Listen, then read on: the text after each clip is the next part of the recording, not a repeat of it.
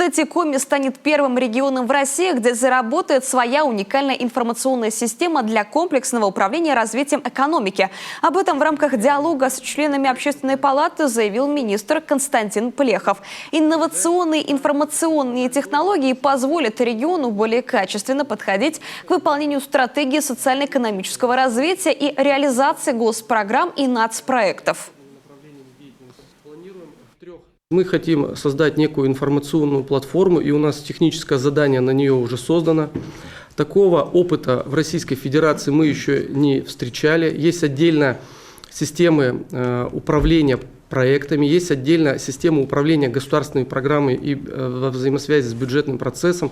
Но вот такой комплексного единого подхода в взаимовязке стратегических документов, стратегии, плана по развитию стратегии, формирования прогнозов долгосрочных, среднесрочных, государственных программ как инструментов, региональных проектов в составе государственных программ. И все это взаимовязано через аналитические показатели бюджетной классификации с бюджетным процессом. Вот такого мы не встретили, поэтому мы такое сделали техническое задание.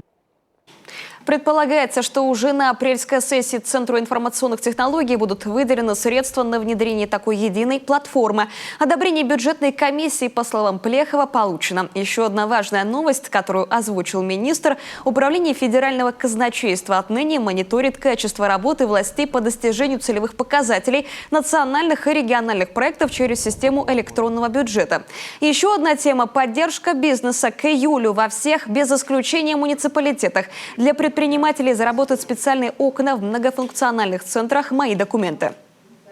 Мы создали некую такую единую организационную структуру, где единым органом управления по поддержке малого и среднего предпринимательства является Центр предпринимательства «Мой бизнес».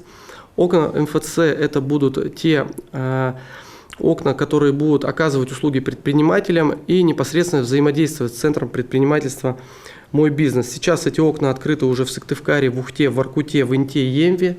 Я уже неоднократно про это говорил, Жешерте, Визанге и в Усогорске. И мы продолжим работу по открытию этих окон.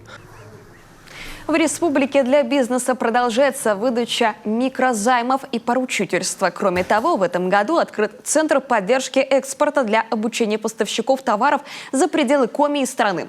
Продолжится и мониторинг закупок крупных предприятий для отслеживания привлечения именно аутсорсинг представителей малого бизнеса. Но и особое внимание социальным предпринимателям. В республике будет сформирован их региональный реестр.